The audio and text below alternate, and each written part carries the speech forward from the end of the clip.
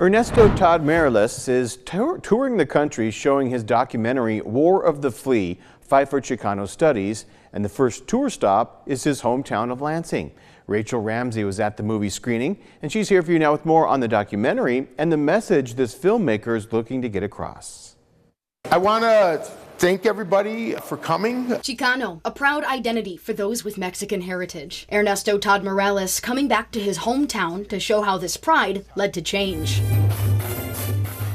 Dozens gathered at the Fledge to watch War of the Flea, Fight for Xicano Studies, and hear what Xicano people in Lansing went through in the 90s, from racism to being denied representation. Issues around Cesar Chavez Avenue, the Q106 issue, the racial slurs that were put on the air by morning DJ at the time. And what they did about it. And we want that justice. As the Lansing Hispanic and Latino community stood up for themselves, MSU students were doing the same, fighting for Xicano Studies at the university, which Morales says was met with reluctance. What is so undeserving? The filmmaker says it took years of fighting to get representation, and that the key was to continuously think outside of the box. The moment, he says, changed everything. Metcha students, along with allies, they rented a U-Haul and they went to the library, checked out about $250,000 worth of books, and basically said, if we can't read about our history, then you can't read about yours. Finally, Michigan State University started a Xicano Studies program. When you look at the history of indigenous people in the Americas, it is 500 years of losing.